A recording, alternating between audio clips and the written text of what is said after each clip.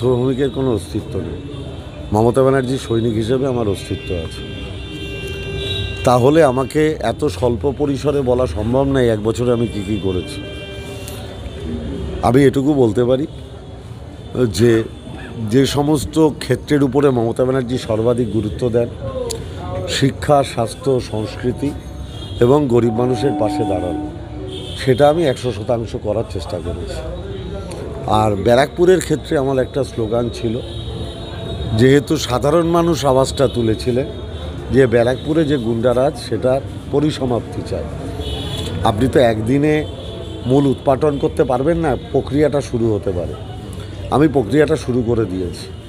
Result আজকেই পাবেন না, কিন্তু আরও এক বছরের মধ্যে রেজাল্টটা পাবেন। আপনি ইতিমধ্যেই দেখেছেন যে আগে যারা সমাজবিরোধী কার্যকলাপ করত তাদের কোনো না কোনো রাজনৈতিক নেতা শেল্টার দিতেন। এই তৃণমূল কংগ্রেসে কেউ কোনো অন্যায় করলে সে যত বড় নেতাই হোক, সে দলের শেল্টার পায় না।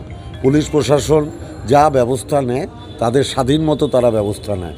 দল টিটাগড়ের কাউন্সিলর আপনি দেখুন, শুধু টিটাগড়ের কাউন্সিলর বলে না, যদি দলের কেউ কোনো রকম কোনো ব্যক্তিগত অন্যায় করে থাকে সেটা তার ব্যক্তিগত অন্যায়, তার পাশে দল দাঁড়াবে না।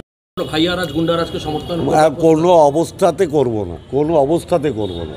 এবং আপনি দেখবেন পুলিশ প্রশাসন, পুলিশ কমিশনারের অ্যাক্টিভ ভূমিকা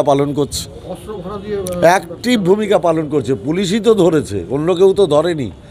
যে রাজনৈতিক দলের লোক হোক, যে মস্তানি করবে, গুন্ডামি করবে, তার জায়গা জেলে হবে।